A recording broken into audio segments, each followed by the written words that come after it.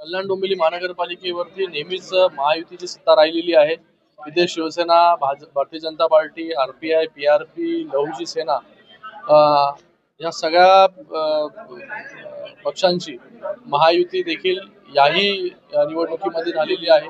आपल्याला माहिती आहे की 20 कॅन्डिडेट जे आहेत ते बिनविरोध ऑलरेडी निवडून आलेले आहेत। मला वाटतं कल्याण डोंबिवली महानगरपालिकेमध्ये पहिल्यांदा या इतिहासामध्ये एवढे बिनविरोध निवडून आलेले आहेत, कारण की लोकांना देखील विश्वास आहे आणि विरोधकांना देखील विश्वास आहे की या कल्याण डोंबिवली महानगरपालिकेवरती महायुतीची सत्ता जी आहे ती स्थापन होणार आहे।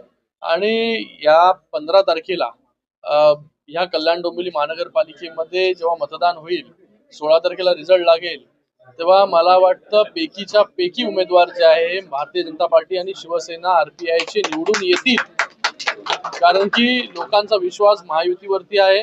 आज राज्यामध्ये माननीय मुख्यमंत्री देवेंद्र फडणवीस जी असतील किंवा उपमुख्यमंत्री एकनाथजी शिंदे साहेब असतील, या दोघांच्या नेतृत्वाखाली कामं जी आहेत या कल्याण डोंबिवली महानगरपालिकेमध्ये देखील मोठ्या प्रमाणामध्ये झालेली आहेत।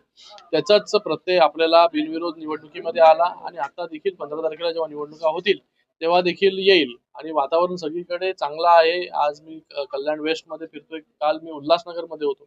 उल्हासनगरमध्ये देखील चांगलं वातावरण जे आहे शिवसेनेचं आहे, तिथे देखील शिवसेनेचा जो आहे हा महापौर बसेल आणि या ठिकाणी कल्याण डोंबिवली महानगरपालिकेमध्ये महायुतीचा महापौर जो आहे ते 100% बसेल। आता तेच विरोधकांना ऍक्च्युअली ईव्हीएम या सगळ्या वोट चोरीच्या मागे न लागता आपले उमेदवार आपल्याला सोडून का गेले, आपले उमेदवार जे आहे हे माघार त्यांनी का घेतली, याचं विश्लेषण जे आहे त्यांनी केलं पाहिजे।